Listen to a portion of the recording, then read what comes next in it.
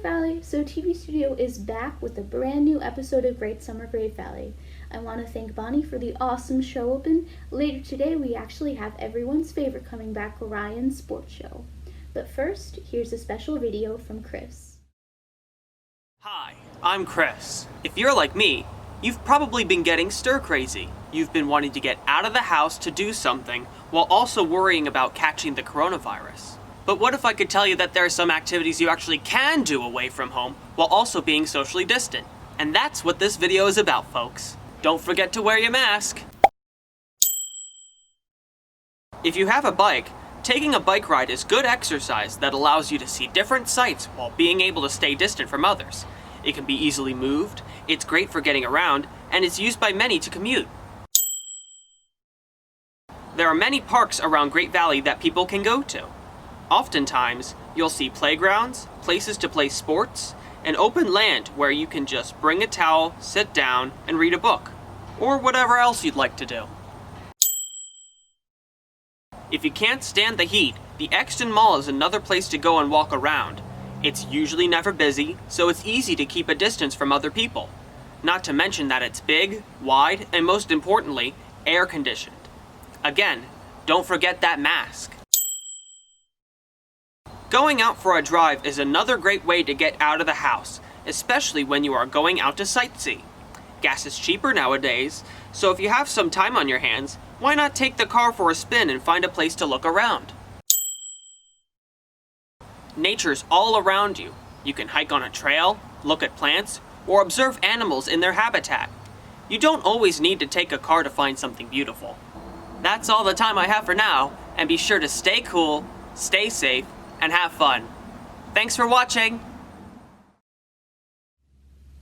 Alright, thank you, Chris. That was a really cool video. And next up we have a COVID-19 segment where we interview 3 students and ask for their thoughts on the global pandemic. Let's get to it.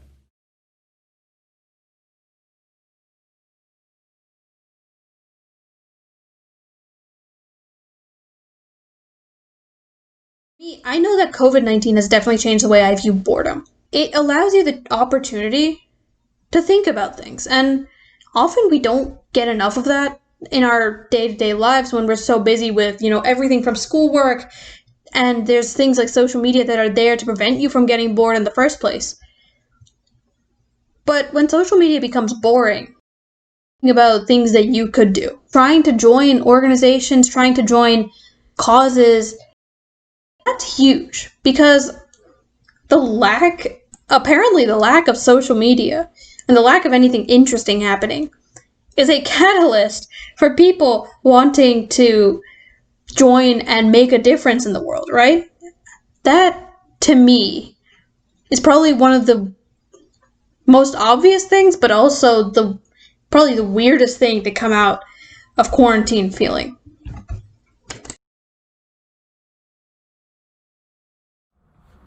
Something I would want future generations to learn about from this pandemic in school would be how to overcome obstacles and how to improvise when challenges arise. Now, as a whole, Gen Z, we're pretty social. We spend a lot of time communicating. I think for us, it was more of just adapting to more of a stay-at-home life where we can't see our friends basically 24/7. I mean, not 24/7, but every single day during school or during sports practices, whatever the case might be for you. Because a lot of the time we spend actually communicating online anyway through iMessage, Snapchat, Instagram, whatever the Android nerds use, alright? So I think it was mostly just adapting to not being able to see your friends personally and a little more free time than we normally had. Some of us put that to good use. Others of us, like me, didn't. So that's my take. Alright, thank you Dami, thank you Shika, and thank you Palash for participating in our interview. Seriously, you guys did an awesome job. Last but not least, here's Ryan's sports show. Hey there guys, it's me Ryan here, and we're back with more baseball baby, basketball baby, and hockey. In case you haven't realized, the lighting, incredible. The plain background I have back here, ecstatic. But enough about my weird background and lighting problem that I can't fix. Let's get on to sports. Let's start things off with the Phillies. Oh no. No. Uh-oh. Nope. Oh no. So as you saw, we lost to the bottom dweller Marlins, which sucks because the Marlins also had coronavirus, which means they probably weren't even playing their best. And because they had coronavirus, we were supposed to play against the Yankees a few days ago. That all got canceled because the Yankees didn't want to go into a coronavirus locker room. So the Phillies now get to pick up their schedule back today. But enough about baseball and their coronavirus mess. Let's move on to hockey, because the Flyers are back. They played against the Penguins this last Tuesday in a practice game that didn't feel like one, as the Flyers were cooking and were able to beat the Penguins 3-2 in overtime thanks to this play. Konechny wheels back and then finds Lawton. Cutting on in, the shot, he scores! Scott Lawton beating Jari, and the Flyers win 3-2 in overtime. And it's great that the Flyers look great, because they're going to start a round robin that will determine their seeding for the playoffs this Sunday against the Bruins. So these games now matter. Wow. And finally, quickly, basketball! Drained it! So just like the Flyers, the Sixers have been in a bubble, which means all the teams are playing together in order to control the virus more. And the Sixers have just played some practice games where Ben Simmons has shot the ball. What?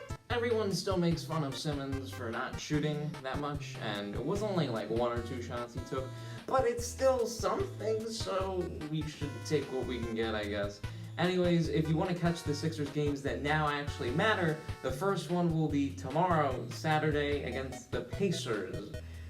Wow! In case you couldn't tell, the pandemic's made me kind of go a little weird. I mean, it was always weird, but now it's even weirder, especially with this incredible light in my hair, which I cannot fix no matter how hard I try. But thanks for putting up with it. That was this week's Whip Around in Sports. Thanks for watching. As always, my name is Ryan.